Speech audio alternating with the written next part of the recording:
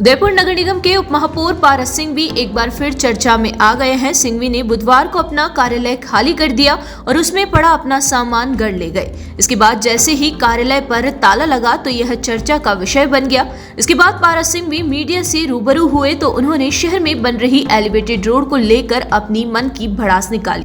सिंघवी ने कहा कि 19 नवंबर को वे 5 साल पहले पार्षद बने थे और मंगलवार 19 नवंबर को 5 साल पूरे हो गए हैं, इसलिए कार्यालय खाली कर दिया है।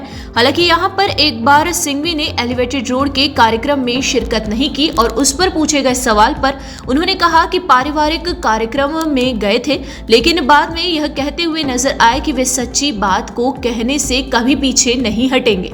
उन्होंने ये भी कहा कि वे अब तक 4 बार पार्षद रहे हैं और 4 बार समिति अध्यक्ष भी रहे हैं। एलिवेटेड रोड के निर्माण से केवल पारस सिंघवी ही नहीं बल्कि जहां से यह रोड निकलेगी वहां के व्यापारियों को नुकसान होगा। सिंघवी ने कहा कि एलिवेटेड रोड के विरोध में नहीं बल्कि रोड के लिए बनी ड्राइंग के विरोध में है। उसमें बदलाव किया जा सकता है, लेकिन स्थानीय विधायक उस पर चर्चा करने को तैयार नहीं है। यह कहां का न्याय है। बुधवार को सिंघवी यहीं पर नहीं रुके। सिंघवी ने खुलकर गुलाबचंद कटारिया का नाम लेते हुए कहा कि उन्हें पार्षद बनाने में कटारिया ने जो टिकट दिया उसके लिए वे कटारिया के कृतज्ञ है, लेकिन सच्ची बात वे पहले भी कहते आए हैं और आगे भी कहते रहेंगे। सिंघवी ने यह भी कहा कि उन्होंने कभी यह नहीं कहा कि वे कभी भी चुनाव नहीं लड़ेंगे, लेकिन टिकट के लिए ना तो किसी के सामने गिड़गिड़ाएंगे और ना ही हाथ फैलाएंगे।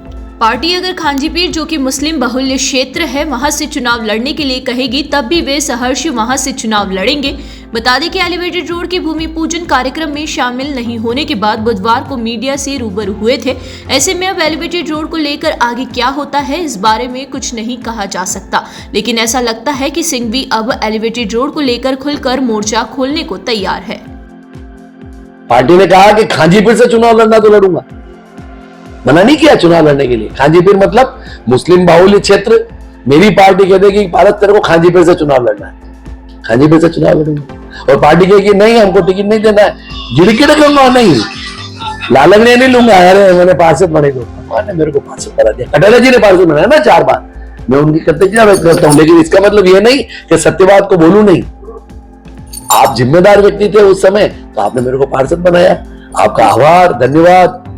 जीवन के अंतिम क्षण तक आपका आभार रहेगा इस मामले में, लेकिन जो सत्य बात है उसके लिए तो बात को रखूंगा। ये मैंने कतई नहीं कहा कि चुनाव नहीं लड़ूंगा, लेकिन गिड़गिड़ में होनी, जैसे ये पार्षद बंधु होते ना, और उन्होंने टिकट दे दो, अरे हो गया, खूब हो गया। 4 बार का पार्षद, 3 बार का ट्रस्टी जी, ईमान। और फिर कहता हूं मैं अंशु जी, जीवन में 1 रुपए का कोई आरोप लगाते हुए